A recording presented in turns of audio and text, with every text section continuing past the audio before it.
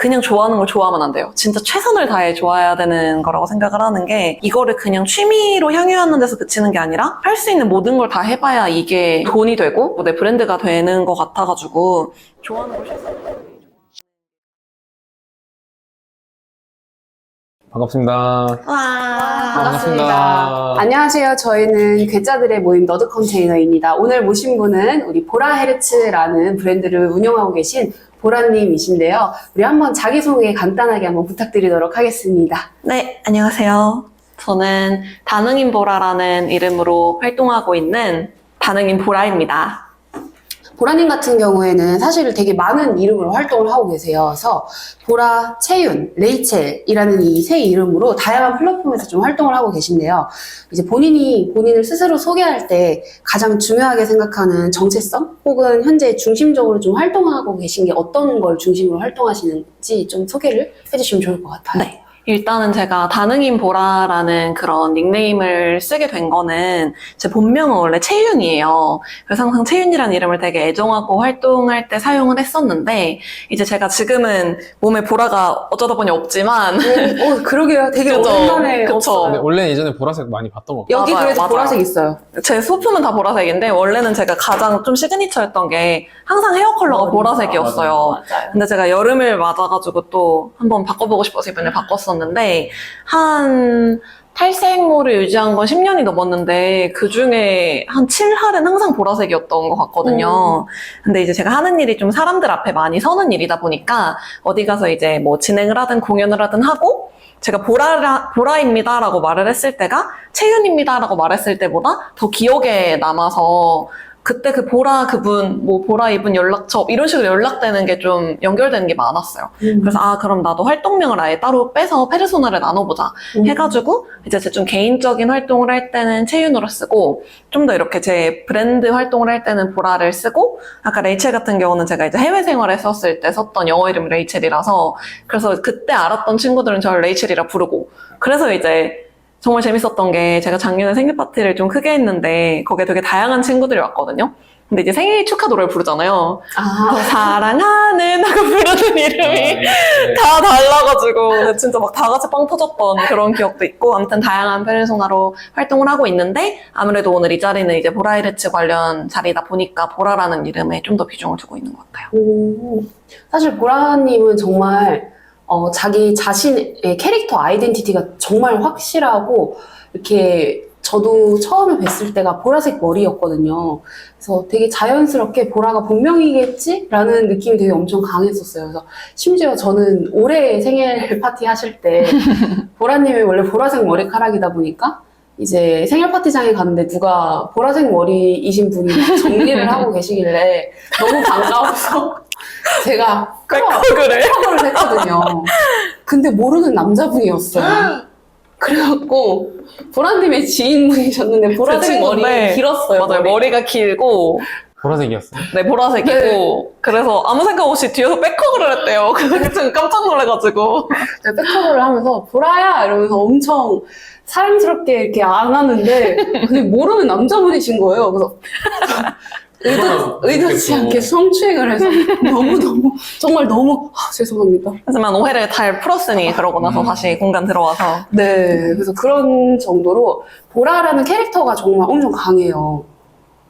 그래서 사실은 이런 캐릭터가 좀 다양하게 된 어떤 계기라던가 이런 것들도 궁금하고, 사실 이런 일을 하기 전에는 그럼 어떤 일을 하시다가 이렇게 자연스럽게 보라헤르츠라는 브랜드를 만들게 되었는지 이야기를 나눠주시면 좋을 것 같아요. 네. 일단 제가 이따도 아마 얘기가 많이 나오겠지만, 그 연극 영화 쪽에서 일을 많이 했었는데, 그때는 채윤이라는 이름으로만 계속 활동을 했었어요. 제 본명으로. 그랬다가 이제 제가 좀 더 마이크를 잡고 강연을 한다던가 프로그램 진행을 한다던가 뭐 MC를 본다던가 이런 자리에서는 솔직히 제가 강연을 하는 건 맞지만 제 콘텐츠를 들으러 오시는 분들도 있을 거고, 뭐 프로그램 진행을 할 때는 이 전체 행사에 저는 골조를 잡아주는 진행자이지 저를 보러 오시는 분은 아닌 거고, 이러다 보니까 뭔가 정체성을 많이 드러내고는 싶은데 100% 나의 것만을 하는 건 아니다 보니까 이제 채윤이란 이름을 넣었을 때 임팩트가 좀 부족하다는 느낌도 받았고 솔직히 제일 컸던 건 이게 보라가 너무 본명 같잖아요. 실제로 네, 본명으로도 맞아요. 많이 쓰시니까. 그래서 막 되게 아예 누가 들어도 이건 닉네임이구나 싶은 이름이면 굳이 이미 전 채윤도 되게 특별한 이름이라 생각해서 굳이라는 생각이 드는데 보라는 어쨌든 제가 머리가 보라색인 이유는 보라색을 너무 좋아해서 시작이 된 걸 거 아니에요. 초등학교 때부터 원래 별명이 보라돌이였어요. 그러다 보니까 그냥 자연스럽게 내가 일을 할 때 약간 활동명을 진짜 나누고 싶다라는 니즈는 옛날부터 있었는데 그걸 뭘로 할까 고민을 하던 찰나에 그냥 너무 자연스럽게 그렇게 흘러갔던 것 같아요. 되게 보라라는 이름을 이제는 그럼 가지고서 만든 보라 헤르츠는 좀 어떤 것들을 하기 위한 브랜드인지도 궁금해요. 브랜드에 대한 이야기를 좀 해주세요. 네, 우선은 보라헤르츠가 사실 제가 아직 정식으로 뭐 사업자 등록을 한 그런 브랜드는 아니에요. 그래서 첫 시작은 유튜브였거든요. 그래서 제가 한 3년, 4년 전에 저희 강아지랑 둘이서 제주도 한 달 살기를 갔었어요. 근데 그게 되게 제 오랜 버킷리스트였는데 거기를 이제 가서 강아지랑 너무 좋은 숙소에서 둘이서 시간을 이렇게 보내면서 또 걔가 얼마나 예쁘고 너무 사랑스러운데 제가 또 영상 찍는 걸 좋아해서 계속 찍었거든요. 근데 이걸 찍어서 올려봤자 인스타가 단데 좀 길게 잘 편집해서 우리 강아지 예뻐요라는 걸 좀 세상에 자랑하고 싶은데 어떻게 할까 하다가 제가 옛날부터 주위에서 진짜 많이 들었던 게 아프리카 TV를 해라 아니면 유튜브를 해라 이 얘기를 진짜 많이 들었는데 유튜브는 옛날에 막 살짝 깔짝했다가 편집이 너무 폼이 들고 이 일이잖아요. 맞아. 그래가지고 그만뒀었고 아프리카 TV는 하면은 진짜 재밌게 잘할 것 같긴 한데 제가 썰이 많아가지고 근데 뭔가 이렇게 실천까지는 항상 못 갔거든요. 근데 이제 그 한 달 살기를 하러 갔을 때 제가 그때 책을 준비하려고 뭔가 혼자만의 시간을 보내고도 싶었고 그냥 강아지 더 나이 들기 전에 한번 이런 시간을 보내고 싶다 해서 즉 그렇게 많이 할 일이 없었어요. 그래서 내가 이렇게 영상도 많이 찍었는데 한번 편집을 해볼까? 해서 이제 제가 원래 영화 쪽 일도 했었다 보니까 편집 툴은 다룰 줄 알았거든요.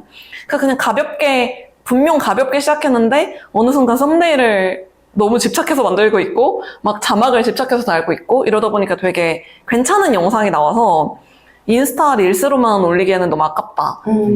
그럼 유튜브를 다시 만들어 볼까? 해서 유튜브를 그때 새롭게 갑자기 구글 계정을 만들어가지고 그날 당일에 와라라락 다 했고 그때 이제 유튜브 타이틀을 정해야 되는데 처음엔 저희 강아지 이름을 넣은 걸로 할까 하다가 뭔가 여기에 막상 만들고 나면 내가 다른 것도 올리고 싶을 텐데 좀 포괄되는 이름을 해보자 하던 찰나에 제가 그때 되게 꽂혀있던 키워드가 주파수였거든요. 아하. 주파수가 어쨌든 채널을 돌리다가 나와 이 코드가 맞는 사람들이 연결돼서 듣는다 그런 개념이잖아요. 라디오 주파수. 그 주파수의 단위가 헤르츠고 그래서 보라 헤르츠 괜찮다 해가지고 바로 막 로고 만들고 채널 아트 만들고 이렇게 해서 유튜브를 만들어가지고 거기에 이제 그 강아지 브이로그로 시작을 한 거죠.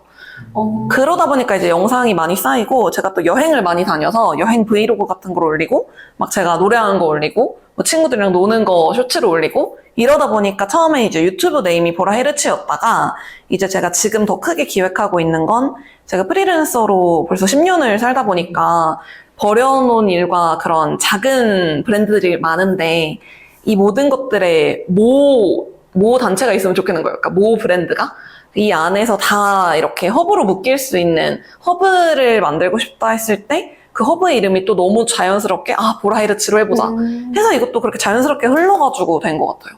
뭐 기획을 하고 처음부터 진행된 건 하나도 없었습니다. 그럼 지금 보라 헤르츠 말고도 좀 넷플 연구에서도 봤었고 이것저것 되게 다양하게 하시는 것 같은데 이거 말고도 좀 하시는 일 한번 정리해 주시면은 이걸 보시는 분도 보라님이 무슨 일을 하고 계신지 알 것 같아요. 워낙 엔잡이시니까. 맞아요. 제가 막 10년 넘은 친구들부터 안지 얼마 안 된 사람들까지 제가 살면서 진짜 정말 많이 듣는 몇 가지 질문들이 있는데요. 뭐 보라색은 왜 좋아하냐? 뭐 디즈니는 언제부터 좋아했냐? 이런 질문과 똑같이 많이 듣는 게 너가 지금 하고 있는 일이 뭐냐? 를 정말 많이 물어보세요. 왜냐면 옛날에 극단 다닐 때는 비교적 명확했던 게 나 극단을 다니고 있어. 뭐 연극 배우야. 이렇게 얘기하면 이제 그렇구나 였는데 제가 이제 프리랜서로 일을 많이 벌리고 맨날 인스타만 봐도 막 얘 이거 했다가 저거 했다가 하니까 되게 궁금해 하시는 분이 많은데 그걸 다 말을 해도 되나요? 아, 그럼요. 그럼요. 여기는 보라님을 위한 영상입니다. 일단은 제가 작년까지만 해도 컸던 게 극단 일이 좀 컸어요. 근데 그 극단이 이제 없어져가지고 약간 그래도 제 항상 중심은 극단에 있다고 생각을 하고 그걸 베이스로 나머지를 좀 사이드 프로젝트다라는 느낌으로 살다가 이제 작년 초에 극단이 없어지고 원래 다른 극단으로 다시 프리랜서로 들어갈까 하다가 그 즈음에 제가 이제 꽂혔던 키워드가 시네마 테라피라는 거였어서 아 이거를 좀 작년 한 해는 키워보자. 작년 1년만 키워보자. 그래서 이거의 가능성을 한번 내가 체크를 해보자. 안 하면은 평생 궁금하고 후회될 것 같아서 그래서 작년부터 이제 시네마 테라피라는 키워드를 잡다 보니까 넷플연가랑도 연이 닿게 되었고 제가 하는 다른 그런 뭐랄까 플랫폼들이랑 닿게 되어서 지금은 좀 가장 그 옛날 극단처럼 메인 잡인 건 강연인 것 같아요. 강연 강의. 그래서 이제 처음에는 제가 갖고 있는 커뮤니티나 제 친구들이 갖고 있는 커뮤니티에서 그렇게 조금 강연을 시작하다가 제가 엄청난 SNS 중독자거든요. 그래가지고 이제 이렇게 하는 거를 맨날 막 해시태그 20개 꽉꽉 채워서 인스타 올리고 이러다 보니까 그게 닿긴 닿더라고요, 어딘가에. 그래서 뭐 어떤 학교라던가 기업이라던가 단체 아니면 구청, 뭐 교육청 이런데 그런 게 닿아서 그때는 이제 강의 섭외가 오니까 또 이제 교육청에서 한번 하면 또 한 포스팅 3장 해야 되거든요. 또 한 3개 하면은 그게 또 꼬리를 물고 이어지고 그러다 보니까 지금은 가장 비중이 큰 거는 강연과 강의를 제일 많이 하는 것 같고 그거 이외에도 제가 이제 영어 회화를 친구들한테 알려주고 있어요. 근데 이거를 이제 하게 된 거는 제가 영어를 너무 좋아하고 재밌어 하는데 한국에서 이제 그래서 외국인 친구들이랑도 많이 대화를 하고 이렇게 인스타에 올리고 이러다 보니까 제 고등학교 친구가 영어 배우고 싶다. 알려줄 수 있겠니라고 연락을 했는데 이 친구랑 되게 친하고 진짜 한 10몇 년을 함께 본 친구인데 그 친구가 영어에 대한 니즈가 있다는 걸 전혀 몰랐거든요. 그래서 아 내가 모르는 사람한테 과외를 할 생각은 아예 없지만 내 주변에 내가 좋아하는 친구들한테는 되게 재밌게 할 수 있겠다 해가지고 이것도 지금 2년 됐어요. 그래서 한 졸업한 학생들도 있고요. 졸업하면 어디까지 가능해요? 회화? 몇 그- 개월에 가서 시킬 수 있나요? 그쵸. 그러니까 본인이 그 원하는 목표를 갖고 저한테 와요. 그래서 자기는 이제 곧 워킹홀리데이를 갈 건데 가기 전까지 이렇게 뭐 일상 영어를 구사하고 싶다부터 어떤 분은 지금 강사로 활동하는 분인데 내 이 강연을 영어로도 하고 싶은데 비즈니스 스피킹을 하고 싶다. 그 목표를 갖고 오신 분도 있고. 근데 이분은 영어 강연을 작년에 하셨어요. 저 수업 듣다가. 아무튼 그래가지고 이제 본인의 그런 니즈가 있고 그들이 이제 저한테 와서 함께 이야기를 해가지고 영어 회화하는 것도 지금 꾸준히 하고 있고요. 그리고 이제 넷플연가 얘기를 빼놓을 순 없는 게 제가 처음엔 넷플연가에 이제 일개 모임장으로 들어가서 모임만 열다가 지금은 제가 원래 레크리에이션 강사로도 활동을 하다 보니까 거기서 이제 진행을 좀 요청하시는 부분들이 있으면 가서 이제 진행도 보고 인터뷰 활동도 하고 그런 활동도 하고 있고 또 뭐가 있을까요? 더 있어요? 많지만 지금 저희 갈 길이 멀어서 여기까지만 하도록 하겠습니다. 제가 정리한 게 극단일 하시고 넷플연가에 이제 시네마 테라피 하시고 네. 강연 강의하시고 그다음에 또 회화 하시고 레크레이션 강사도 할 줄 아시고 그다음에 또 회화 뭐 약간 그 소설 시나리오도 하시고 6개 통역도 합니다. 네, 일단은 그 먼저 정도로 할게요. 네네. 하시는 일에 대해서 한 번 더 썸업을 해보자면 극단 일 같은 경우에는 원래는 배우 생활도 하셨어요. 근데 나중에는 극단 무대 그 감독님으로 활동을 하시던 게 메인이 되었죠. 네. 왜냐하면 보라님께서 이런 창작자로서의 욕구가 엄청 강하세요. 그래서 이런 다양한 직업을 하시게 되는 것 같은데 예를 들어 넷플연가에서도 넷플연가에서는 각각의 이제 모임을 이제 다양한 모임장님들이 여시는데 보라님 같은 경우에는 시네마 테라피라는 걸 주제로 하나 삼아서 이제 계속해서 이제 모임을 열고 계시는데 모임의 제 그 참여율이 매우 높아요. 그리고 팬덤이 엄청 강해요. 강할 것 같아요. 네, 그리고 이제 그 문화가 정말 이 색깔이 되게 독특하거든요. 딱 보라님이 추구하고자 하는 그 색깔이 있는데 그 색깔이 다른 사람들한테 거부 반응을 일으킨다거나 이런 게 아니라 되게 다른 그 분야에서 오신 분들도 금방 잘 섞여 들어갈 수 있는 정말 잘 어울릴 수 있는 커뮤니티 문화를 만들고 계세요. 그래서 그런 부분에 있어서도 너무 어떻게 커뮤니티를 만들어 가고 계시길래 그렇게 만드시는지도 좀 궁금해지고 그런 것들을 하시면서 또 레크레이션 자격증도 있다 보니까 넷플연가랑 플랫폼에서 좀 다양한 뭐 MC라든가 이런 활동을 하시고 계시고 또 이런 되게 대외적 활동을 많이 하다 보니까 강연도 하시는데 강연 강의 같은 경우에는 근데 좀 어느 쪽으로 특화돼서 하시는지 그거는 아직 저희가 알지는 못해서 간단하게 얘기하면 어떤 게 있을까요? 좋습니다. 이제 시작은 제가 옛날에는 극단 활동을 하다 보니까 극단 관련된 그런 강의를 많이 했었어요. 그러니까 뭐 어떻게 어디서 아이디어를 얻는지 연출할 때는 어떤 걸 하는지 약간 그런 관련 업계 종사자분들 앞에서 많이 하다가 그때는 제가 이걸 강의라고 명명하지도 않고 그냥 프로그램의 일환이라고만 생각했던 게 제가 뭔가 그 강연자로서의 그런 욕심이 없었던 것 같거든요, 그때는. 근데 제가 강연을 본격적으로 더 관심을 갖게 된 건 제가 극단에서도 일을 했지만 독립영화도 찍었어서 어쨌든 영화판에서도 일을 했었고 이러다 보니까 어쨌든 무대 위와 아래, 카메라 앞과 뒤에서 다 일을 해보고 나니까 확실히 이제 제가 뭘 좋아하는지 안 거예요. 그래서 나는 무조건 무대 위와 카메라 앞을 좋아하는구나. 근데 그것의 공통점이 스포트라이트더라고요. 그래서 저는 스포트라이트를 받는 걸 좋아하고 거기서 일할 때 만족감이 높다라는 걸 알고 나니까 다시 내가 극단으로 돌아가던가 영화판에서 일을 하게 되지 않는다면 어떤 일을 했을 때 스포트라이트를 받을 수 있을까?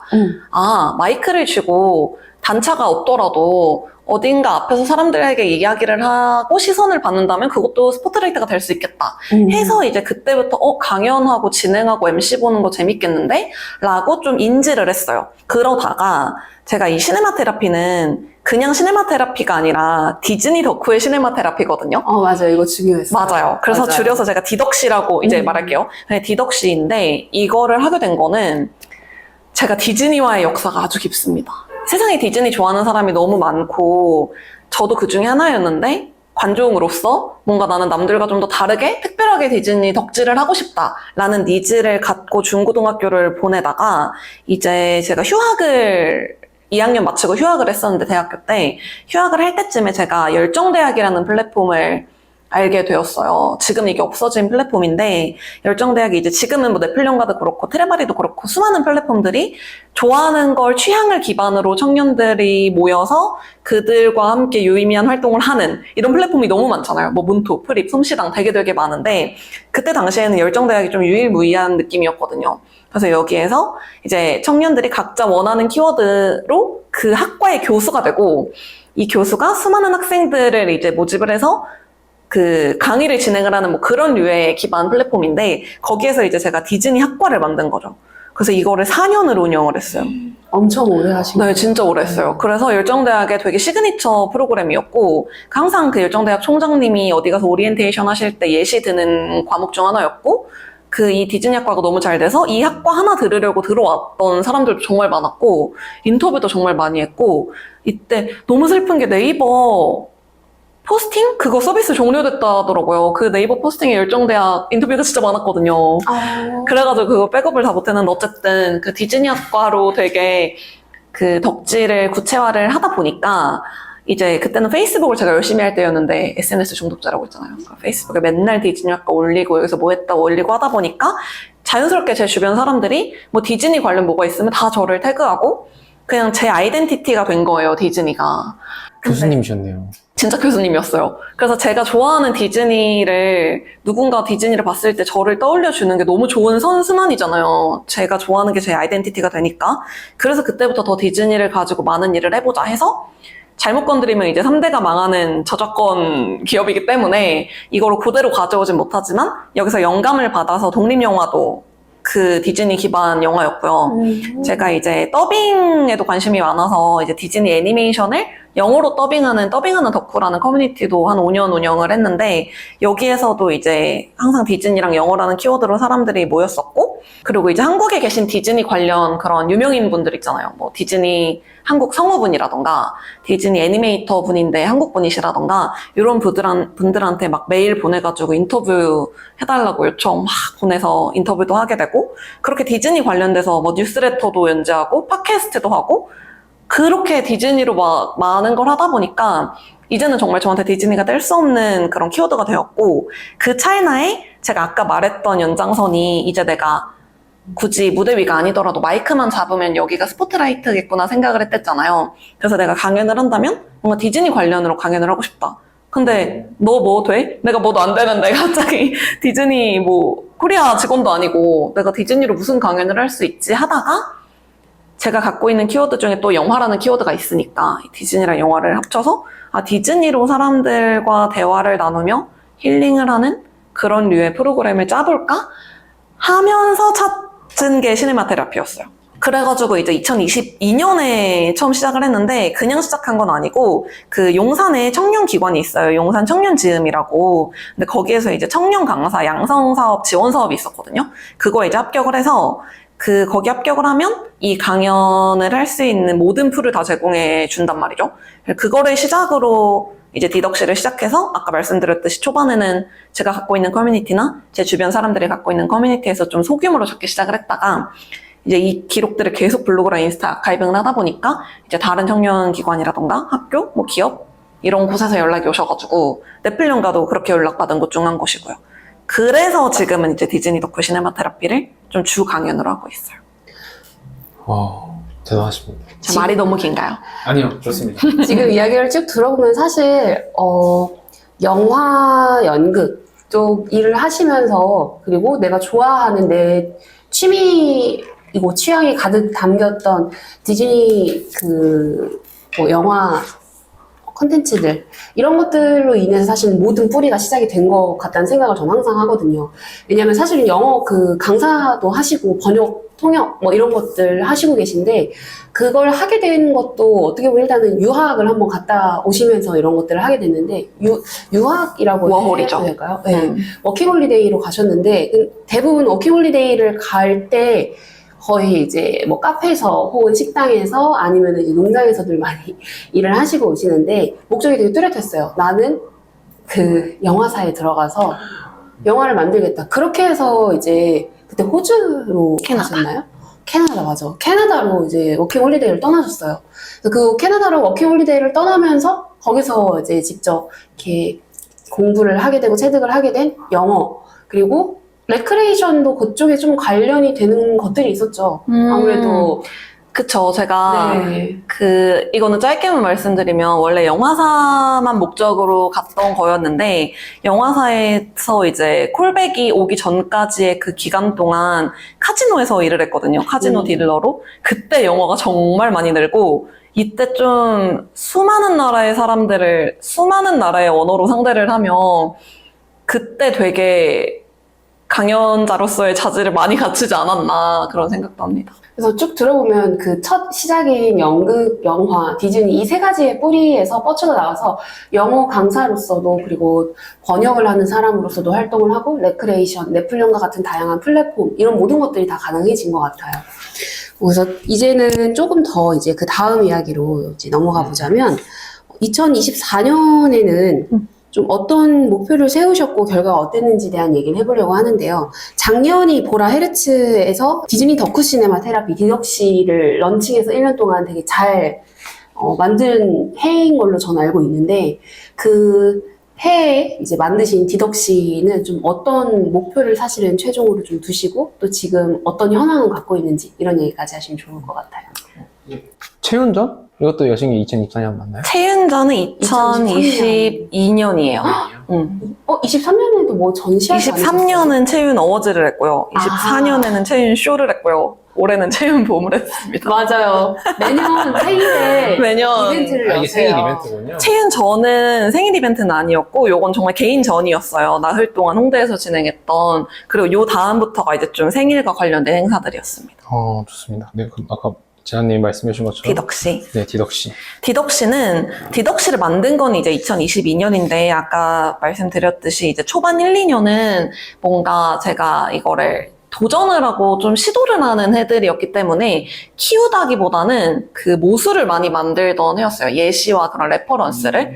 그래서 이제 회차를 많이 거듭을 했고, 이때 당시에 제가 이제 주변에 커뮤니티를 운영하는 친구들이 많아서 그 커뮤니티에서 이제 프로그램을 진행을 하고, 그리고 이때 또 의미가 있었던 게 한국어로만 한 게 아니라 외국인 친구들이랑 영어 버전으로도 똑같이 진행을 했거든요. 그래서 한국어, 영어로 똑같이 이제 디덕시를 계속 키우면서 되게 다양한 레퍼런스를 쌓다가 이제 한 23년 중순 하반기쯤부터 이제 연락을 많이 받았던 것 같거든요. 그런 처음에 연락 왔던 게 구청에서도 연락을 한번 받았고 경기도교육청에서 받고 뭐 그런 한국건강증진개발원 막 이런 단체들, 현대 이런 데서 이제 연락을 받다 보니까 이거 좀 되겠는데? 라는 생각을 하면서 2023년이 끝났어요. 그리고 24년이 되었을 때 이제 이때는 이때 해 키워드가 딱 작년에 제가 프리랜서 10년차 연인 해였거든요. 그래서 이제 뭔가 예전보다 좀 뭐랄까 잃을 건 많이 줄어든 해였던 것 같은데 그럼에도 여전히 도전하고 싶은 건 많았고 그래서 이때는 내가 그럼 이 디덕실을 좀 제대로 키워보자 라는 생각을 가진 게 작년이었어요. 그리고 이 즈음에 이제 네플리언거도 제가 24년에 시작을 했고 이때는 뭔가 내가 이거를 좀 더 브랜드화를 시키자라는 생각으로 1년 동안 되게 열심히 디덕실을 키웠던 것 같고요. 그리고 이때는 또 말씀드렸듯이 어쨌든 저는 되게 그런 의미 부여를 아주 좋아해요. 10년 차 이런 거 못 넘어가거든요. 9년도 아니고 11년도 아니고 10년이면 뭔가 엄청난 걸 해야 될 것 같고 그래서 이제 제가 스스로 솔직히 프리랜서 생활을 하면서 저는 돈을 목표로 둘 수 있었던 적이 없었던 게 당연히 목표로 두면 좋겠지만 항상 가장 먼저 포기해야 했던 게 저한테는 돈이었던 것 같거든요. 저는 좀 하고 싶은 거를 더 우선적으로 쥐고 그랬을 때 이제 자연스럽게 버려지는 것 중에 하나가 경제적인 여유로움이었기 때문에 항상 돈에 대한 그런 목표는 없었다가 작년은 내가 이제 1월에 시작할 때 올해는 내가 이만큼을 한번 벌어보자 라는 목표를 처음으로 세운 해였어요. 그랬는데 달성을 했고 그게 저한테 엄청난 자부심이 되었던 해였던 것 같아요. 어떻게 좀 만족한 금액으로 뭘 좀 하셨나요? 플렉스 좀 하셨나요? 플렉스는 제가 사실 재작년이 디즈니 100주년이었거든요. 그래서 2023년 연말에 한 달 동안 LA 한 달 살이를 했었어요. 그래서 이때 이미 저는 제로 베이스가 되었기 때문에 다시 새로 시작하는 느낌이라서 플렉스는 이미 과거에 제가 저지른 플렉스를 메꾸는 느낌이었다. LA에서 한 달 살려면 거의 차 한 대 값. 저는 정말 제가 전재산 털었다 그러면 다들 에휴 그래도 다른 뒷주머니 차놓고 전재산을 털었겠지라고 생각하지만 진짜 리터럴리 전재산을 털었거든요. 그러고 이제 작년에 다시 좀 시작을 해서 또 쌓아가고 있는. LA가 물가가 심지어 비싼데 심지어 연말이었거든요. 숙소부터 시작해서 모든 것들이 정말 만만치 않았어요. 저는 일주일 내내 디즈니랜드에만 있었어요. 디즈니랜드 혹시 비싸잖아요. 뭐 시즌권이라도 그게 제일 큰 게 5일권이더라고요. 근데 5일권을 끊어도 파크에 입장하는 거 말고 중간에 빌리지가 있어요. 여기는 네. 티켓 없어도 갈 수 있거든요. 근데 제 숙소가 디즈니랜드 걸어서 15분이었어가지고 그래서 이제 일주일 내내 개장부터 폐장까지 맨날 찍었어요. 이 모든 기록이 다 유튜브 보라이르츠에 있습니다. 어머. 진짜 나태웠네요, 그러면. 진짜 다 태웠어요. 근데 잠깐 일주일이 아니라 아까 한 달 있다.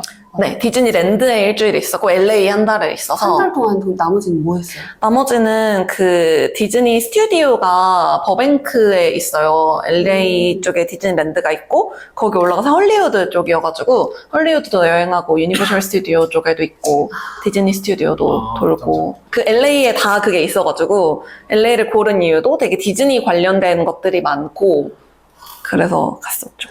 정말 무언가를 사랑한다면 이러지 않을까라는 생각을 되게 많이 해요. 그리고 그냥 단순히 좋아하는 걸 넘어서 내가 그 좋아하는 걸로 무언가를 할 수 있는 걸 찾기 위해서 돈을 포기하고 그렇게 간다는 게 저는 그런 걸 보면서 정말 사랑하는 일을 한다라는 건 이런 것들의 조건에 중요한 게 아니라 내가 무엇을 하고 싶은가에 좀 더 중점적으로 두고 행동을 해나가는 사람들이지 않을까? 그런 생각을 진짜 보라님을 보면서 많이 느끼긴 하는 것 같아요.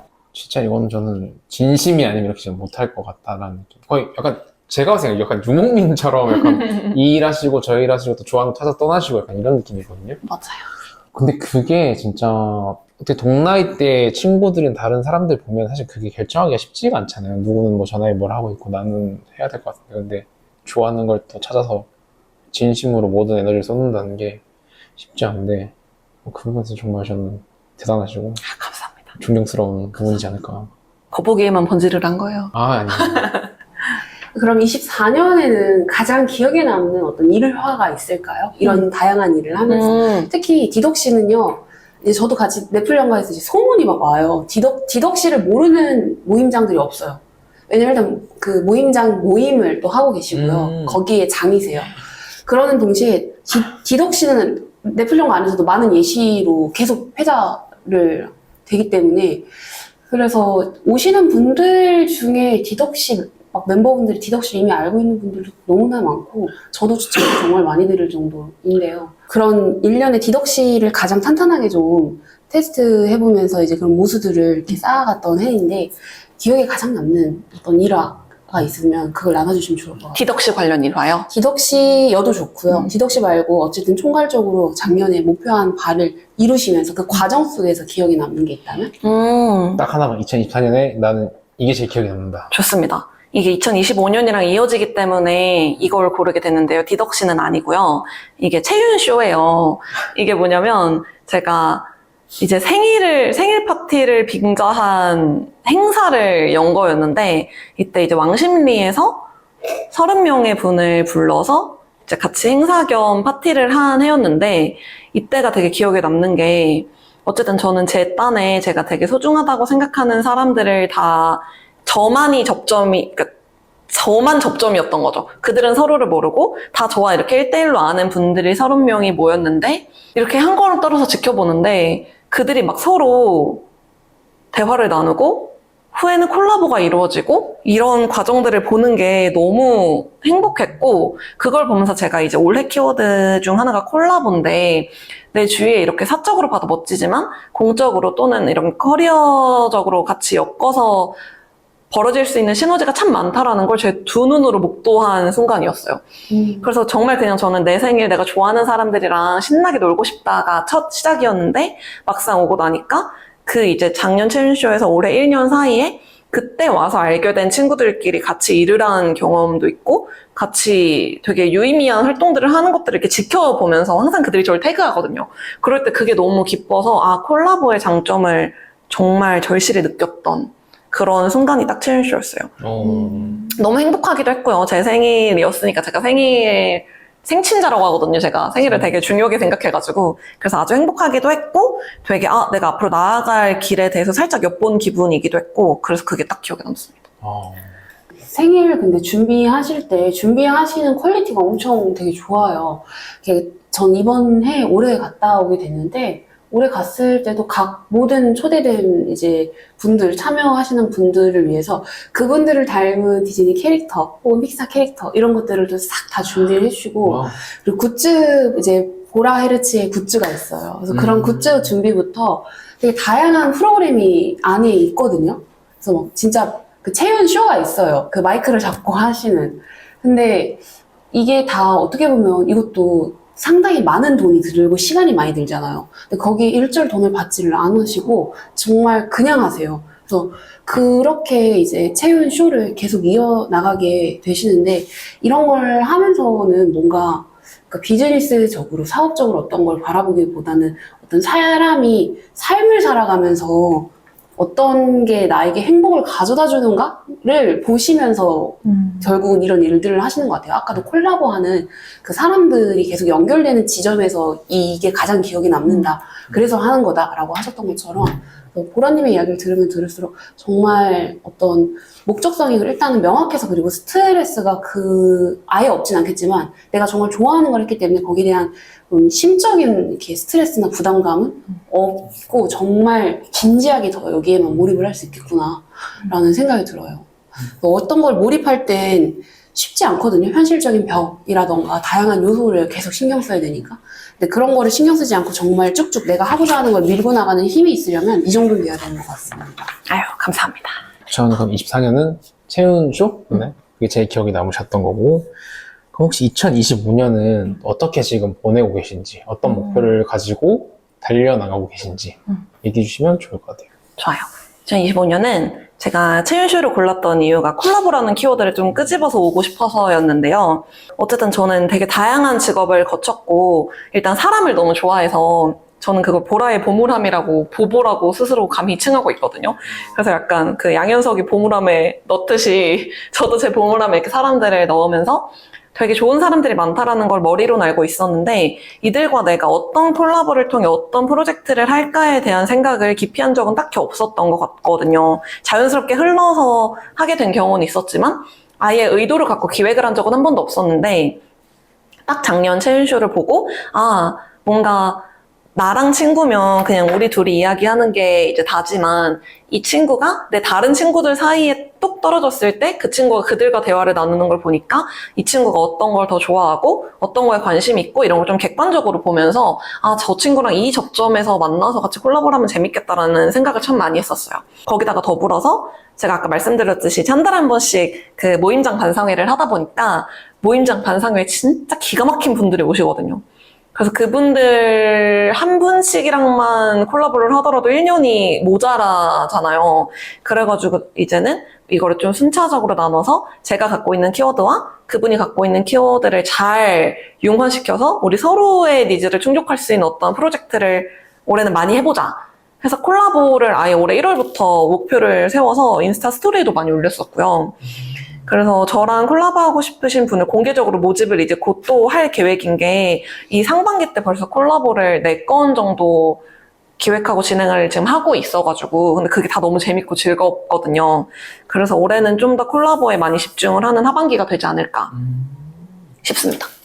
그리고 사실은 허브 만들기도 되게 가장 중요하게 생각하는 것 중 하나였어요. 이제 저는 이제 앞전 사전에 다른 이런저런 얘기를 보라님하고 해보면서 보라님이 하고 계신 일이 이제 워낙 다양하잖아요. 근데 이 다양한 일을 하나로 모아서 여기에서 이 하나의 허브로 만들어서 이 허브에서 어떤 것들의 일들이 왔을 때 바로 착착 좀 체계화된 어떤 시스템을 좀 만들고 싶어 하는 것 같더라고요. 그래서 이 허브 만들기는 좀 어떻게 되고 있는지 그리고 어떤 거를 최종적으로 지금 올해에는 바라보고 있는지도 이야기해 주시면 좋겠어요. 너무 좋습니다. 네. 제가 딱 이야기하고 싶은 부분을 질문으로 긁어주셔서 감사하고요. 일단 허브 만들기가 가장 필요하다고 생각했던 건 감당이 안 돼서였어요. 그러니까 아까 제가 무슨 일 하세요라는 질문에도 다 나열을 하고도 아직 말 못한 것들이 있다고 했잖아요. 근데 이 모든 것들이 결국 저 안에서 다 파생되는 것들인데 다 단독으로도 너무 매력 있지만 제가 몸이 하나이기 때문에 이거를 다 단독으로 담당하기에는 힘을 붙인다라는 생각을 작년부터 슬슬 가졌던 것 같아요. 그래서 제가 이제 보라이르츠라는 되게 다양한 거를 시도하는 이런 뭐랄까 사업자 뭔가 이런 브랜드가 딱 있으면 이 산하에서 뭐 예술 관련 프로그램은 이런 게 있고 언어 관련 프로그램은 이런 게 있고 약간 이런 항목화를 하고 싶다는 생각을 계속 머리로만 하고 그냥 바라기만 하고 뭔가 행동을 하지를 않았었는데 올해는 진짜 이거 마지노선이다. 올해는 내가 꼭 해야겠다. 해가지고 뭐 되게 단순하게는 사업자 등록을 하는 것부터 제 홈페이지를 제작을 하고 뭔가 이 관련 명함을 다시 파고 이걸로 사람들을 만나서 나를 알리고 이런 것들을 좀 순차적으로 해야겠다 생각을 해가지고 홈페이지는 지금 같이 도와주는 친구가 있어요. 그래서 홈페이지를 지금 뚝딱뚝딱 둘이서 막 어버버 하면서 진행을 하고 있고 이제 이러려면 제가 그동안 했던 것들을 좀 서면화를 할 필요가 있다 싶어서 그건 제가 노션을 활용해가지고 정리를 쭉 하고 있는데 이게 10년이다 보니까 저는 근데 일기를 하루하루 빠짐없이 쓰기 때문에 일기장만 펼쳐도 이때 이걸 했다라는 걸 알 수는 있다만 다만 이게 10년이다 보니까 그 일기장이 너무 많은 거예요. 그걸 하나하나 그래도 지금 보면서 도식화를 하고 있습니다. 이제 그러면 또 웹사이트도 만들고 있고 방금 말씀하신 것처럼 그 안에 카테고리가 딱 되게 사실 명확하긴 하잖아요. 연극 영화, 영어 교육, 그리고 강연, 그리고 무대 감독으로서의 그런 것들. 그래서 이런 것들을 쭉 다 만들고 나서 이제 계속해서 콜라보 작업을 할 수 있는 어떤 플랫폼, 보라이르츠라는 플랫폼을 좀 만들고 싶어 하시는 것 같은데 맞아요. 정확한 정리입니다. 그럼 이거를 이제 허브를 그리시고 플랫폼 만드시는 거잖아요. 그럼 좀 더 먼 미래 어떤 플랫폼이 되셨으면 좋겠어요? 예를 들어서 뭐 미래 3, 5년 이렇게 좀 길게 보셨을 때 사실은 제가 요거는 정말 정리한 지 얼마 안 된 생각이라 정리가 안 돼서 말이 나올 것 같은데 괜찮나요? 그럼요. 이게 저는 그 디덕 씨에게 진짜 감사한 점이 저는 항상 모든 에너지가 다 결국은 저에게 왔거든요. 그래서 내가 재밌으니까 이걸 하는 내가 신나니까 이걸 하면 내 아이덴티티가 되니까 약간 이렇게 좀 다 저로 흘러만 갔고 제 프로그램을 누가 왔을 때 이 사람이 뭘 얻고 어떤 감명을 받고 어떤 변화가 있는지는 기분은 좋은데 저한테 크게 중요하지 않았어요. 그래서 이거를 목표에 둔 적도 한 번도 없고 크게 저에게 와닿았던 적도 솔직히 없던 것 같거든요.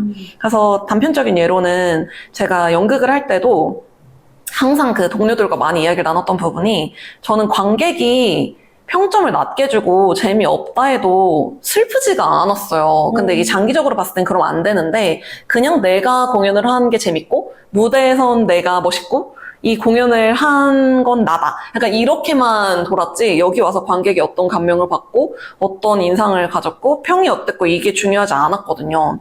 근데 딱 작년 초쯤에 제가 이제 시네마 테라피를 한 30회, 40회 정도 했을 때쯤에 그냥 어떤 한 분 때문이 아니라 그 즈음에 자연스럽게 그분이 여기에 와서 너무 힐링이 되었고 너무 좋아서 자기는 다음 넥스트 레벨을, 넥스트 스텝을 밟을 수 있게 되었다. 이런 얘기를 하는데 그게 저한테 너무 좋은 거예요. 그래서 갑자기 이제 이전 후기들을 제가 다 보면서 아, 내가 했던 프로그램에 왔던 사람들이 이런 걸 느꼈구나. 그 옛날로 가서는 그 인터파크 티켓에 사람들이 연극 후기 쓴 것까지 막 찾아봤어요. 그래서 막, 물론 악평도, 혹평도 많지만 그 중에 이제 좋은 평이 있으면, 아, 이 사람은 내 공연을 보고 이런 느낌을 받았구나.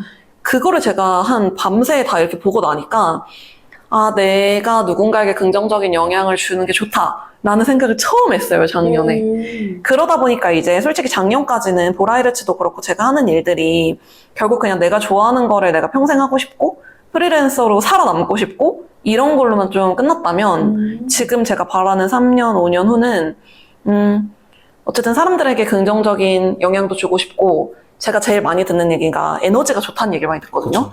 그래서 이 에너지를 사람들에게 많이 나눠주고 싶다. 이런 생각을 지금은 해서 보라이르츠도 제가 하는 것만이 다가 아니라 되게 본인이 이루고 싶은 목표가 있는 분들, 아니면 본인도 퍼스널 브랜딩을 하고 싶으신 분들, 이런 분들에게도 좀 도움이 될 수 있는 프로그램들을 제공하는 그런 플랫폼이 되면 좋지 않을까라는 생각을 되게 최근에 하고 있어요. 정말 좋은 말씀을 많이 해주시네요. 근데 사실 그러니까 뭐, 뭔가 좀 전문성이 처음부터 뭔가 뚜렷한 직업군에 계셨던 분이 무언가를 만들어가는 이런 강연이라든가 이런 걸 만들어가는 건 쉽지는 않지만 그렇다고 이렇게 비교적 어렵지는 않은 것 같아요. 왜냐면 전문성이라는 매우 명확하니까 이거에 관련해서 강의를 해주시겠어요? 라고 했을 때 직업적으로 이미 증명이 됐으니까. 근데 보라님 같은 경우에는 그런 게 또 있지는 않았던 직업군이에요. 너무나도 약간 표현 묘사에 가까운 그런 직업군을 너무 많이 가지고 계시다 보니까. 근데 그거를 어떻게 자신의 아이덴티티를 살려서 어떤 한 직업군으로 만들고 그 직업군을 타인에게 강연을 하고 그 강연이 심지어 타인의 삶에 영향이 가게 한다는 건 진짜 어마무시한 일이라고 저는 생각을 하거든요. 그래서 항상 진짜 너무 존경하는데 그런 거를 나 혼자만 하지 않고 타인도 그게 가능할 수 있도록 타인의 브랜딩 아이덴티티를 만들 수 있도록 그것도 그냥이 아니라 내가 정말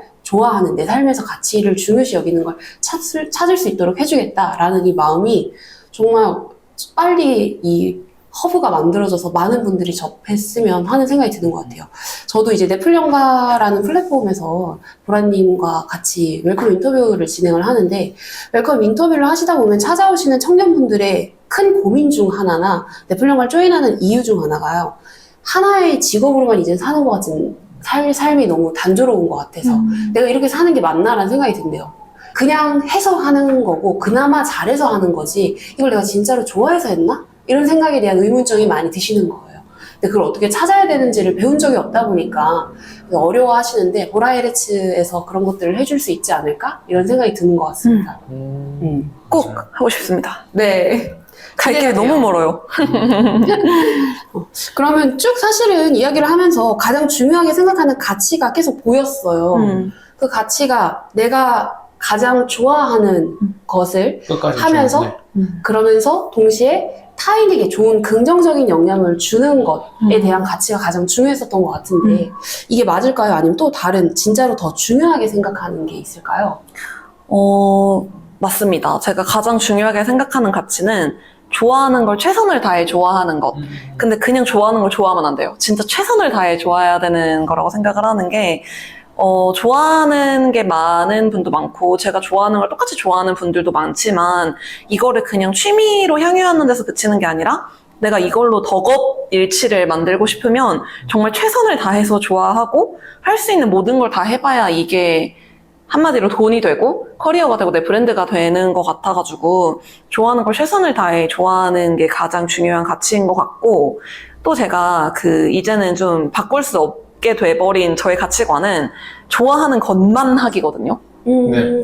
그래서 이것도 솔직히 제가 한 최근 3년 정도 사이에 만난 분들과 이렇게 인터뷰던가 그냥 외부에서 대화를 나눌 때 정말 많이 듣는 게 뭐 감사하게도 대단하다, 뭐 어떻게 그렇게 했냐 이런 얘기를 정말 많이 듣는데 이거는 저를 프리랜서 7년차 이후에 만났기 때문에 해주시는 말씀이에요. 왜냐면 진짜 1년차부터 5, 6년차 때까지는 정말 엉망진창이었고 정말 뭐 하나 제대로 된 게 없는 거였는데 이게 존버가 답이다란 말이 있잖아요.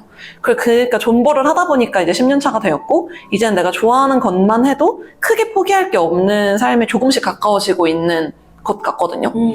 그래서 이제 이렇게 이미 살다 보니까 이젠 정말 더더욱 좋아하는 것만 해도 된다라는 걸 증명하고 싶은 거죠. 이제는 여기까지 내가 했는데 그래서 그게 지금으로서 가장 중요한 가치인 것 같습니다. 근데 진짜 좋아하는 것만 하겠다는 건 진짜 어려워요. 대부분 사람들이 그러잖아요. 어떻게 좋아하는 것만 해, 사람이. 근데 좋아하는 것만 할 수 있는 상황은 내가 그걸 한 1년에서 5년 차의 프리랜서 생활 동안 만들어 놓고 하고 싶지 않은 것조차도 해가면서 만들어 놨기 때문에 그래서 지금은 내가 좋아하는 것만 할 수 있는 이 10년 차를 보내고 있지 않을까라는 생각이 들어요. 근데 저는 또 궁금한 게 사실 좋아하는 것만 하는 것 좋긴 한데 그게 진짜 쉬운 길은 전 아니라고 생각하거든요. 이게 서장훈이 한 말 중에 즐기는 사람은 이길 사람이 없다 이런 말 하는데 다 뻥이라고. 진짜 미친 듯이 해야 되고 진짜 모든 생각에 거기 몰입해야 된다라고 얘기하는 말을 했을 건데 이게 좋아하는 걸 좋아하기 위해서도 뭔가 좀 노력이 있어야 될 것 같거든요. 엄청 많이 필요해요. 그래서 마침 질문이 목표를 이루기는 과정에서 가장 고민되는 지점이 무엇인가. 근데 좋아하는 것을 좋아하기 위해서 어떤 혹시 고민을 갖고 계신지. 왜냐면 이게 밖에서 봤을 때 그냥 내가 좋아하는 거 한다고 말은 하겠지만 아마 또 보라님만의 저는 고민이 있을 것 같아요. 그걸 이렇게 유지하기 위해서. 권태기가 올 수도 있잖아요. 맞아요. 저는 제일 컸던 건 선택을 하면 포기해야 되는 게 있다는 건 너무 당연한 건데 그러니까 무엇을 선택하든 누구든 무언가는 포기한다는 말이잖아요. 근데 그 포기한 거에 시선이 너무 오래 머물면 너무 힘든데 그 포기한 것에 시선을 두지 않는 연습을 정말 많이 했던 것 같아요. 그래서 저는 가장 제가 이런 생각을 했던 시작점은 제가 휴학했을 때였던 것 같거든요. 왜냐면 제가 바로 막 극단 다니고 이러다 보니까 예술 관련 전공을 했을 거라 생각하시는데 저 전공 뭐게요? 의외예요. 전공이요? 맞춰볼게요. 아시죠? 네, 저는 네. 알죠. 저도 놀랐어요. 듣고서. 놀랄 정도다?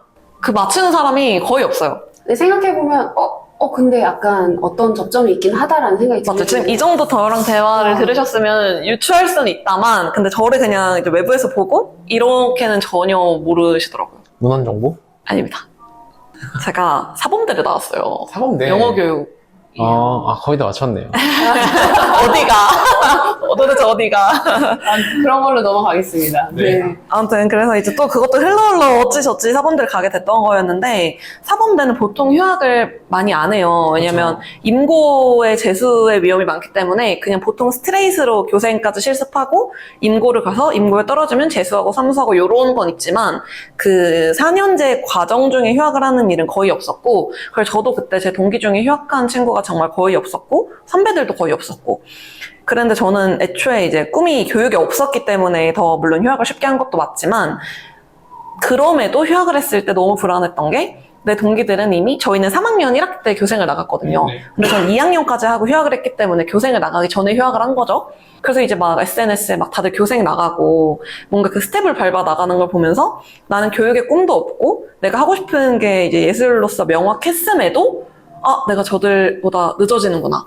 이런 거에 대한 그런 스트레스가 정말 많았어요. 그 휴학을 했을 때. 저는 심지어 그러니까 제가 원하는 게 뚜렷했음에도.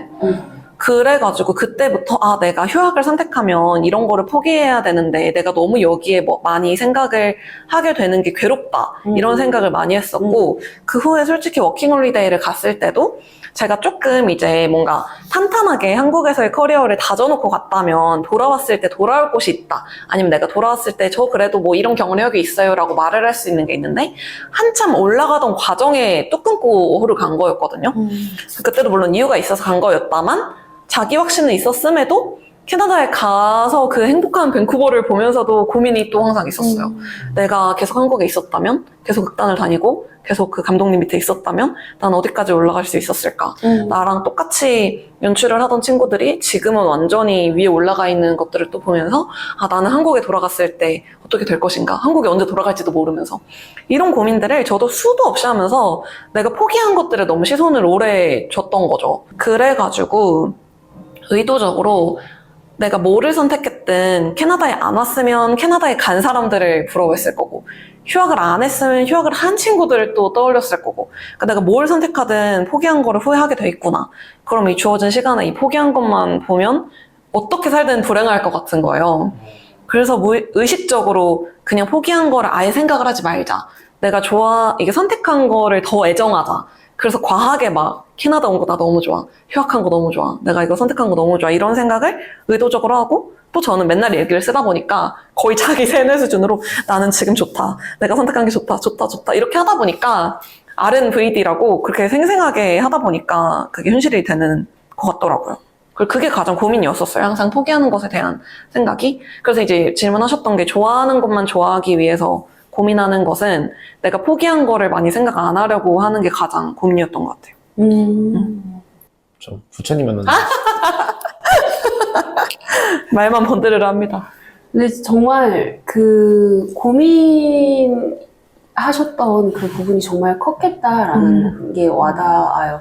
왜냐면 계속해서 내가 좋아하는 것만을 하기 위해서 사실은 이미 어느 정도 쌓여가는 것들을 포기해가는 순간들이 분명히 존재하는데 그럼에도 불구하고 내가 좋아하는 걸 하겠다는 그 목적성이 매우 뚜렷하다 보니까 그거는 실행은 하고 있는데 사람이 그걸 실행한다고 후회하지 않는 건 아니잖아요.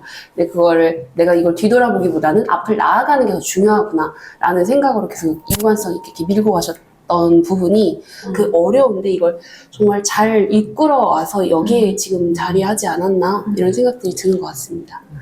지금 질문이 실패나 시행착오 경험에 대해서 얘기하는 거였는데 그거를 그냥 같이 해주신 것 같아요 이미. 맞아요. 자 그러면 이제 다음 질문이 이제 근데 너무 재밌네요. 밤새 하고 싶어요. 저희 또 이제 인터뷰를 할 기회가 있어요. 좋습니다. 네, 너무 또 이야기 저희 듣는 것도 너무 좋고. 네. 저희가 항상 드리는 질문인데 어떻게 보면 이제 너드 컨테이너이든 아니든 이런 걸 다양한 일을 하고 계시니까 그리고 또 어떻게 보면 사업자를 하게 되면은 사실 뭐 다르실 수는 있겠지만 대부분 주변에 사업자가 없기 때문에 얘기를 나누기가 사실 쉽진 않아요. 그러다 보니까 저희가 항상 드리는 질문이 혹시 만약에 누군가 그러니까 저희 너드 컨테이너도 일 수도 있고 사업자분들과 얘기를 만약에 나누는 기회가 생긴다면 어떤 얘기를 함께 나누고 싶으신지 뭐 주제가 있는지. 저는 그럼 아까 전에 생각했던 건 다른 거였는데 지금은 또 다른 게 생각이 나가지고 사업가분들과 가장 하고 싶은 이야기는 제가 주변에 저도 이제 막 사업자를 내려고 주변에 사업자 내신 분들한테 많이 여쭤봤을 때 되게 공통적으로 하시는 말씀이 제가 아예 그 사업자에 대한 이해도도 전혀 아직도 물론 없고 정말 없었거든요. 그런데 그분이 하시는 말씀이 네가 너 단독으로 행할 때는 모든 게 다 너의 몫이지만 사업자를 내는 순간 그거를 회사의 책임으로 넘기고 회사의 그런 분야로 넘기고 너는 그냥 회사에 소속된 사람으로서 그러니까 약간 방패가 될 수도 있고 뭔가 더 큰 범위의 무언가가 될 수 있고 어쨌든 프리랜서로서 혼자 일을 하는 것보단 사업자를 내면 뭔가 한 겹이 더 생기는 거다 뭐 이런 얘기를 많이 해주셨는데 그 말은 이제 평생 제가 1인 사업자로 혼자서만 할 수도 있다만 이미 저는 홈페이지 도와주고 있는 친구도 있고 후에 이제 뭐 직원들도 생길 수 있고 함께하는 파트너들이 더 생길 수 있잖아요. 근데 과연 내가 그들과 잘 꾸려 나갈 수 있을까? 그러니까 저는 1인 프리랜서로 살았던 기간이 너무 길고, 물론 극단이라던가 영화라던가 다른 프로그램 할 때도 매번 동료들이 있어서 혼자 하는 일은 하나도 없죠. 그럼에도 이제 사업자 제가 대표가 되고 여기서 다른 사람들과 뭔가 함께 나아가려면 저 혼자만의 니즈가 아니라 이 모두를 함께 공생하는 법을 모색을 해야 될 텐데 그게 과연 될까? 자유로울까? 저는 항상 자유가 중요한 키워드인데 이제 뭔가 발이 묶이진 않을까? 아직 사업자 내지도 않았으면서 이런 생각을 종종 하거든요. 그래서 지금 사업자를 내신 분들이나 아니면 앞으로 내실 분들은 이런 생각을 만약 하셨다면 어떤 답을 찾으셨는지가 좀 궁금해요. 왜냐면 이 자유에는 책임이 따르는데 저는 책임을 안 지고 싶거든요. 근데 안 지을 수 없잖아요. 그렇죠. 전 저 하나만 책임지며 살고 싶은데 누군가를 다 책임지는 삶이 자유로울까? 그런 생각을 종종 했습니다. 물론 좋은 점이 더 많겠다만 그 지점에 관해서는 한번 그냥 개인적으로 생각이 들었던 건 지금 콜라보를 하고 계시잖아요. 그 콜라보를 하고 계실 때 그러니까 단독적으로 내가 자유롭기 위해서 다른 파트너와 협업을 어떤 고려해야 되고 배려해야 되고 하는 부분에서 그 협의 지점이 안 찾아졌느냐라고 보면 사실 협의 지점을 되게 잘 찾으세요. 그래서 결국은 잘 만들어서 잘 해내시기 때문에 아마 그냥 좀 걱정이 좀 큰 거일 뿐이지 이제 협업이나 이런 것들 이제 파트너들이 생겼을 때 거기에 대한 걱정은 지금 내가 어떻게 하고 있는가를 봐서는 그렇게 크게 걱정하지 않으셔도 되지 않을까라는 생각이 들면서 또 다른 동시에 직원이 생긴다면 그건 다른 차원의 문제인 것 같아요. 왜냐면 어쨌든 내가 그 사람이 그 사람들도 직원들도 식구가 있을 거 아니에요. 그 식구까지 내가 어떻게 보면 책임지는 거기 때문에 거기에 대한 책임감은 한 번 더 생각을 해서 사업의 형태를 다시 한번 생각해 보는 것도 어떤 형식으로 선택할 건지 그런 것도 이제 이야기를 나눠보시면서 하나씩 차근차근 정리해 가보시는 것도 좋을 것 같다는 생각이 좀 드네요. 맞아요. 제가 그 책임을 지고 싶지 않은 이유는 저는 쓸데없는 책임감이 너무 많거든요. 그러니까 가족만 생각해도 여기까지 안 해도 되는데 누구도 저에게 말한 적도 없고 저도 안 하고 싶은데 갖게 되는 쓸데없는 책임감이 제가 너무 많아요. 이게 너무 힘들거든요, 저는. 가족뿐만 아니라 무슨 이제 같이 콜라보를 할 때도 명확하게 우리가 업무 분장을 해서 너는 요만큼 하고 난 요만큼 해서 이렇게 하자라고 해도 뭔가 제 이상한 완벽주의도 있고 강박도 심해서 뭔가 똑같이 뭐 PPT를 나눠서 만들더라도 제가 다시 한번 다 이렇게 보게 되고 뭔가 상대 몫까지 하려고 하고 안 그래도 되는데 그런 게 많아서 직원이 생긴다면 또 제가 과하게 그걸 책임지려고 해서 오히려 관계를 망치고 이런 상황들이 솔직히 좀 보이거든요. 그래서 이제 말씀하신 것처럼 좀 사업의 형태를 바꾸던가 다르게 생각을 하던가 조율하던가 하는 과정이 필요할 것 같기도 해요. 딱 전 그 말이 떠올랐거든요. 빨리 가고 싶으면 혼자 가고 멀리 가고 싶으면 함께 가라고. 그러니까 보라님이 최종적인 목표에 따라서 저는 정하면 좋을 것 같아요. 저는 프리랜서는 거의 안 해봤는데 개인 사업자 해봤고 법인 사업자 해봤고 저는 지금 인하우스 인력이 이제 저희 포함해서 10명이 넘거든요. 4명이서 시작해서 이제 스텝 바이에서 올라왔잖아요. 네. 어떠세요? 확실히 책임감이 생길 수밖에 없는 거는 그쵸. 맞아요. 먹이 살려야 되니까. 네, 그렇죠. 왜냐면 어떻게 보면 그 친구들의 한 명 한 명이 어떻게 보면 가족이 이러잖아요. 그러면 그 밑에 딸린 식구까지 하면은 10명이 아니라 많게는 20명, 30명이 될 수도 있잖아요. 그거에 대한 중압감은 확실히 있어요. 그쵸. 근데 대신에 이제 그만큼 인원이 있다는 거는 이제 또 수익이 는다는 거긴 하니까. 그래서 저는 자유와 책임 딱. 맞아요. 딱 자유와 책임. 하지만 너무 먼 훗날의 일이다. 걱정하지 말아라. 근데 보라야. 생각보다 멀지 않을 수도 있어요, 이게. 그런가요? 네. 좋습니다. 네. 그럴지도. 자, 이제는 너드 컨테이너 같은 그런 커뮤니티에 참여한다면 이 커뮤니티에서는 어떻게 좀 참여를 하고 싶으세요? 온오프라인의 모임이 될 수도 있고 토크나 워크숍 등이 있을 텐데 좀 어떤 형태의 참여가 조금 더 좀 끌리는지 이런 건 한번 선택을 해서 얘기를 해주실 수 있을까요? 저 완벽하게 있습니다. 네. 저는 불멍과 물멍을 좋아하거든요. 네. 그 사람을 불 앞이랑 물 앞에 갖다 놓으면 그 편의점 의자 현상이 일어나요. 무엇이든 이야기를 할 수 있는 마법의 장소가 된다는 말이죠. 그래서 캠프파이어를 꼭 프로그램의 마지막에 넣는 이유도 뭔가 호숫가로 캠핑을 가서 함께 물을 바라보는 이유도 다 약간 그런 결이라고 생각을 해서 제가 너드 컨테이너 처음에 이제 그런 페이지를 받고 특히나 이제 두 분을 어쨌든 아는 사이에서 이 두 분이 이런 멋진 일을 하신다라는 생각을 했을 때 세상에 솔직히 이렇게 멋진 분들을 모아놓고 함께 인사이트를 주고받고 네트워킹하는 류의 프로그램은 참 많은데 대부분 실내에서 진행을 하던가 갖춰진 데스크가 있는 곳 아니면 빈백이 있더라도 뭔가 이런 공간 안인데 이게 당일치기로도 불멍물멍을 때릴 수 있는 여건들이 지금은 되게 많이 갖춰져 있잖아요. 그런 곳이면 좀 더 오픈된. 맞아요. 좀 더 특색이 있지 않을까. 그리고 그냥 정말 불안함한 가운데 놔도 다 같이 멍 때리면서 이야기할 수 있는 게 되게 풍부하고 이미 본인의 콘텐츠가 너무 많은 분들이니까. 너무 좋은데요. 나중에 기회 되면 여기 실내 불멍이라도 갖다 놓을게요. 좋아요. 그 약간 뭐라 그러지? 이런 거. 맞아요. LED 이런 거. 이거 LED 아닌데 실제 이게 뭐 실제 불이에요? 네, 요즘 아, 저런 게 잘 나와요. 너무 좋습니다. 실내 화덕처럼 음. 좀 쓸 수 있거나. 좋다. 네, 그래서 그런 거를 저는 좀 재밌을 것 같습니다. 좋아요. 오프라인 행사에 잘 참고하도록 하겠습니다. 꼭 려원 아니라 그 바깥으로 물멍을 또 보러 가는 것도 있을 수 있으니까. 좋아요. 이제 마지막 질문은 항상 성우님께서 네. 해주시는데요. 한번 해주세요. 그냥 하는 질문인데 네. 꿈을 꾸던 사람이 꿈을 이루고 있고 이제 누군가의 꿈이 되려 한다 라는 말씀을 드리면서 저희가 어쨌든 컨테이너에 뭔가를 담는다는 느낌을 말씀드리잖아요. 그래서 보라님이 만약에 컨테이너에 담으신다고 했을 때 나중에 돌아봤을 때 내가 담고 싶은 거 그리고 내 컨테이너를 누가 봤을 때 어떤 걸 전달하고 싶으신지 그걸 얘기로 간단하게 풀어주시면서 마무리하면 좋을 것 같아서 네, 얘기를 해주시면 좋을 것 같습니다. 저는 되게 좀 변함없는 생각인 것 같은데요. 진짜 그냥 하고 싶은 거 다 해라. 정말 하고 싶은 거 다 해라. 왜냐면 생각보다 시간은 너무 없고 삶이 언제 끝날지 정말 모르기 때문에 언젠가 해야지라고 생각했던 걸 솔직히 지금도 할 수 있거든요. 뭐 시간이 더 많으면 해야지, 돈이 더 많아지면 해야지 라는 생각을 저도 갖고 있는 게 참 많은데 만약에 내가 당장 내일 죽는다 생각하면 그렇게 생각했던 걸 솔직히 오늘도 어떻게든 구현은 할 수 있는 것 같아요.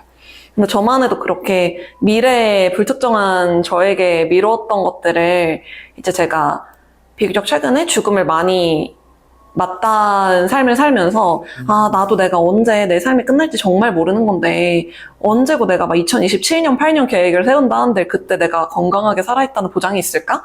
이런 생각을 하다 보면 지금 더 하게 되는 것 같아요. 그래서 이런 아까 말씀드린 체윤쇼 이런 체윤 프로그램들도 내가 좋아하는 사람들을 다 모으고 싶은데 나중에 모아야지, 나중에 어디서 모아야지 이런 생각을 소규모더라도 지금 할 수도 있는 거고 내가 도전하고 싶은 거, 여행 가고 싶은 것도 지금 할 수 있는 거고 그래서 그냥 지금 하고 싶은 거 원 없이 다 해라 라는 컨테이너가 되었으면 좋겠습니다.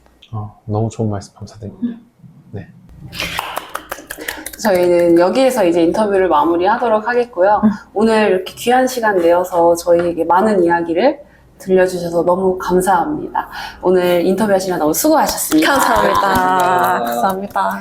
저희 마지막도 앞에 있는 카메라를 보고 슬레이트 한 번만 부탁드릴게요. 하나, 둘, 셋. 수고하셨습니다. 감사합니다. 고생하셨습니다.